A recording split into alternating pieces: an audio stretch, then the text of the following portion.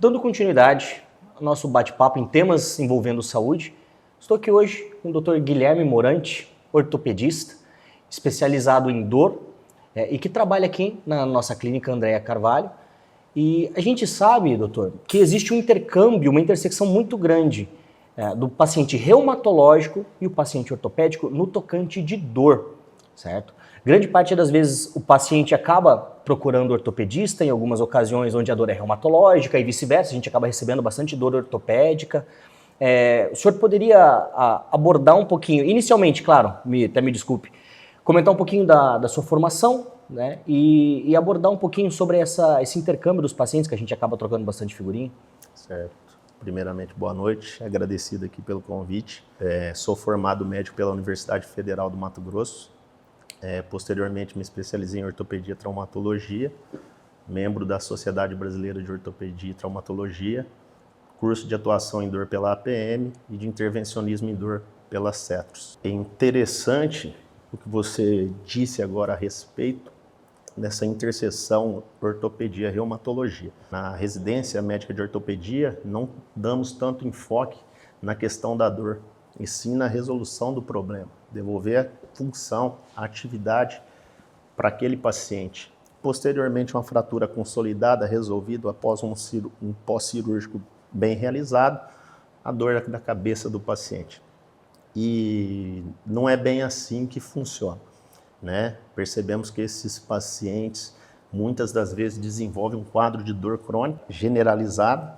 Alguns deles apresentam também condições reumatológicas, como você disse, uma artrite reumatoide, uma osteoartrite, fibromialgia, né? E para isso eu acho sempre interessante pontuar e classificar o que é dor. Muitos médicos não sabem, né? Mas dor é uma experiência, né, sensitiva, emocional, desagradável, relacionada a um dano tecidual real ou potencial. Então veja só, a partir dessa definição, nós não precisamos ter uma lesão para sentir dor, né? Basta, essa definição enfoca muito na experiência individual de cada indivíduo. Então, alterações psicológicas, muito relacionadas a fibromialgia, né? Aspectos emocionais, um paciente depressivo, ansioso, tem uma predisposição a desenvolver esse tipo de dor. Eu acho que é mais ou menos isso. Uma queixa bastante frequente que a gente recebe no consultório, sempre a dor crônica, então uma dor que já perpetua por mais de 3 meses, por anos muitas vezes, e o paciente ele acaba galgando em diversos especialistas até acabar chegando no reumatologista, né? E é bastante comum a apresentação desse paciente já bastante inconformado com aquela realidade dele. Por quê? Já passou por diversos especialistas das mais variadas áreas e é parecido com aquilo que o senhor comentou. É negligenciado, às vezes, a experiência pessoal do paciente, porque não acha, às vezes, alguma alteração no exame físico, não encontra alguma alteração palpável em exame laboratorial, exame de imagem, muitas vezes o paciente acaba se encontrando num caminho sem solução. É curioso até a maneira como vem sido trabalhado cada vez mais com essa expansão de informação, o fato do paciente ainda galgar por anos, né, até chegar nisso. E eu queria até que o doutor comentasse um pouco da experiência. O doutor tem formação também na questão de infiltrações para tratamento de dor mais aguda, de dor mais crônica, correto? Sim. E o doutor poderia comentar um pouco sobre o foco de talvez ter algo mais palpável, objetivo na dor, né? Então, de fazer infiltrações, qual que é o papel disso no paciente que tem, às vezes, dor mais crônica? O que eu sempre falo, o melhor tratamento é o diagnóstico correto. Então, você precisa fazer uma anamnese bem detalhada no paciente, num quadro de dor. A gente precisa classificar essa dor. Ela é nociceptiva, ela é neuropática, ela é nociplástica, entendeu? Porque cada um desse tipo de dor a gente vai ter uma abordagem não farmacológica ou farmacológica diferente. A prática dessas infiltrações, da medicina intervencionista, ela vem a somar na resolução desses quadros dolorosos. Claro que num paciente fibromiálgico, num paciente poliqueixoso, nós temos que enxugar esse paciente, né, com os medicamentos e verificar o que vai ficar de dor residual.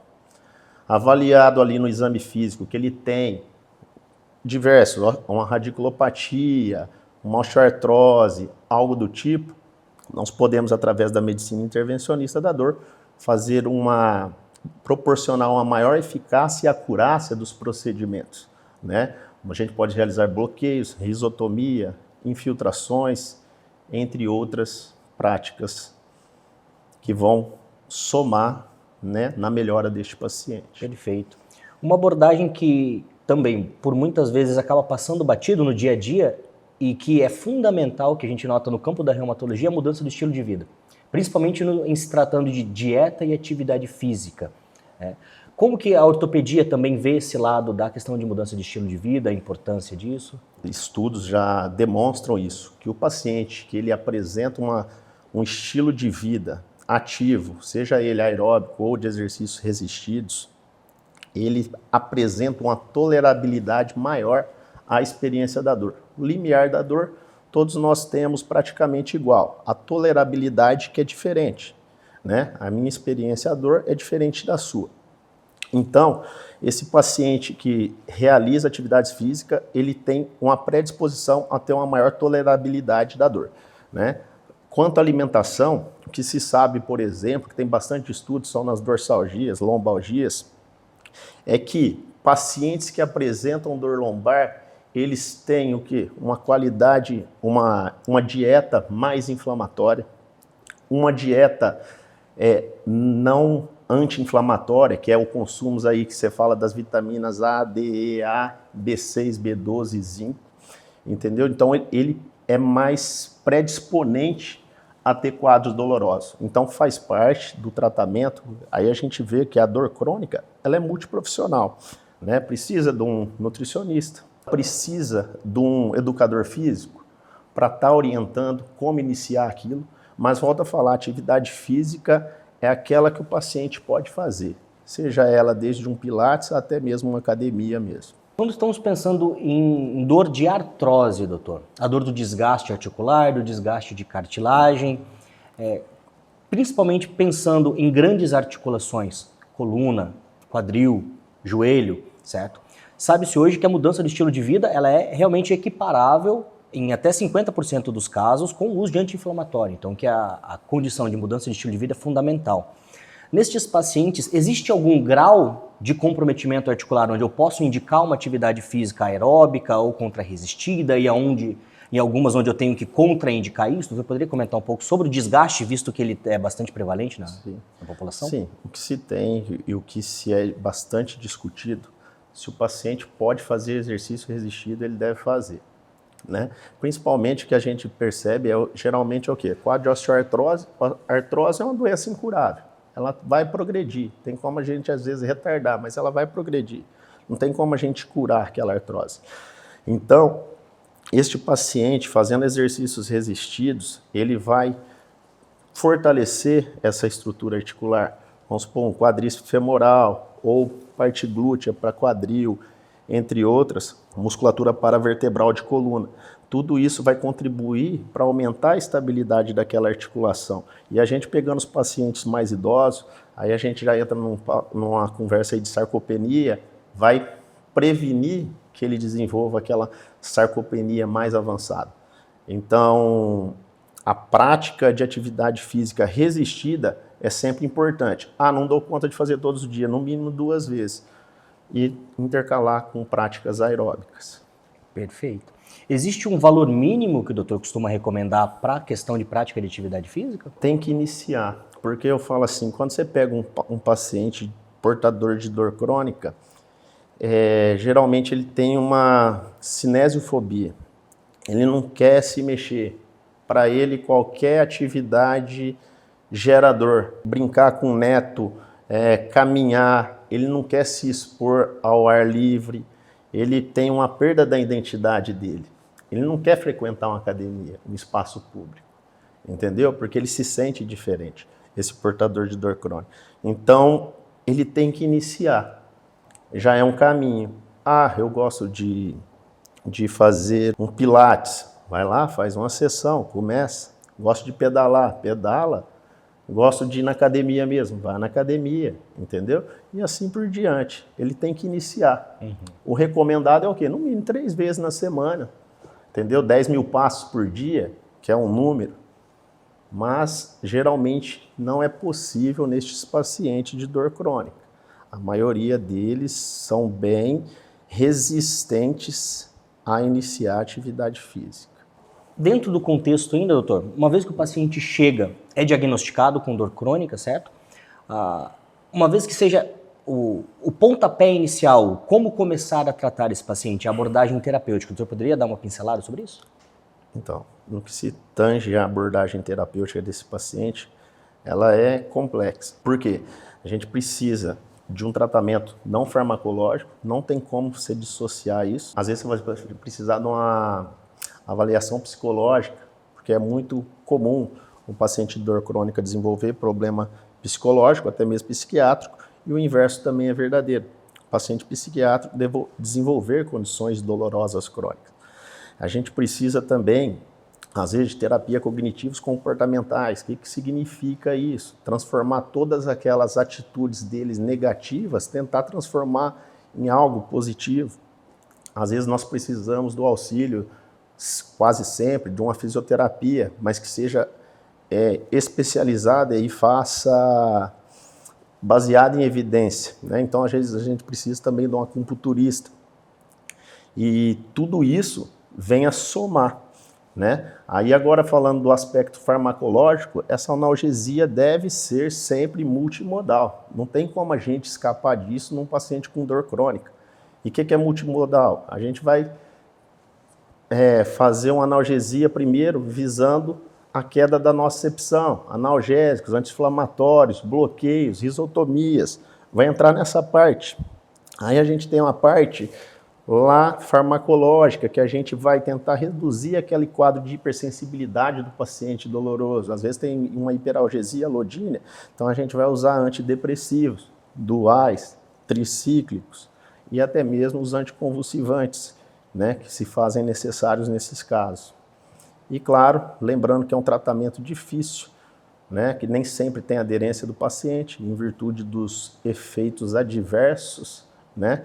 A gente precisa de um controle adequado desse paciente, acompanhar ele de perto, né? Às vezes nem sempre isso é possível e aí esbarra num grande problema que a gente tem, é a aderência do paciente ao tratamento. A gente acaba vendo bastante realmente que o paciente, por muitas vezes, ele começa um tratamento, aquilo que eu comentei, o paciente ele migra, ele peregrina em muitos médicos, ele inicia um tratamento, tem uma expectativa, por vezes, irreal do que pode acontecer nos primeiros meses, até porque o tratamento ele é prolongado, certo? Eu costumo sempre fazer o comparativo que é uma escada longa de degrauzinho muito pequenininho, não sei se essa experiência do senhor também no consultório, mas por muitas vezes a ideia de que você vai tomar 2, 3 tipos de comprimido, não vai ter efeito colateral, vai dormir ruim e acordar bem, é o que passa na cabeça dos pacientes. E isso leva realmente a uma decepção bastante grande. Por quê? Porque é uma escada muito longa. Eu sempre costumo dizer que, assim como você demorou 10 anos para chegar onde você está agora, que seria talvez um fundo do poço, a ponto de buscar ajuda especializada, você não vai resolver isso em 2 consultas de 1 hora. É tempo e a ideia não farmacológica, ela tem que ser integrada. Porque se você não tem um psicólogo auxiliando, nutricionista para cuidar por vezes de distúrbios metabólicos que podem estar influenciando nisso, avaliações periódicas, porque você vai usar medicamentos que podem ter efeitos colaterais em órgãos-alvo, rim, fígado, certo? Alguns antidepressivos podem ter efeitos colaterais em olho, glaucoma. Então, essa avaliação ela não é em um lugar só. Não é só no Dr. Guilherme, não é só no Dr. Marcelo.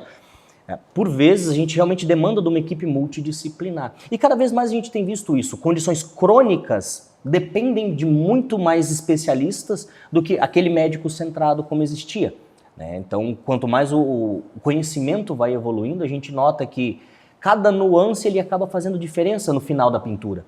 Então, é bastante interessante essa ideia que o doutor colocou. Queria deixar um aviso assim, o paciente portador de dor crônica, esses dias eu atendi uma paciente até, que ela diz que ninguém acredita na dor dela, da lava era ativa, não tem sinal nenhum de algum trauma pessoal, familiar, e que ela já está até desistindo. Tem muita coisa, questão envolvida, a questão trabalhista, né? Às vezes não é um ambiente agradável para ela, e que ela acredita que não há tratamento porque, justo que você falou, já passou em vários locais. Mas só que o paciente ele tem que entender o seguinte, eu não sei se você usa escalas no seu dia a dia, escala às vezes simples, verbal, numérica, de visual, analógica, mas só que esse paciente ele tem que entender que a dor crônica dele pode ser contínua todos os dias, mas de uma intensidade menor, certo? Pode ser recorrente, tem dias que tem dias que não tem.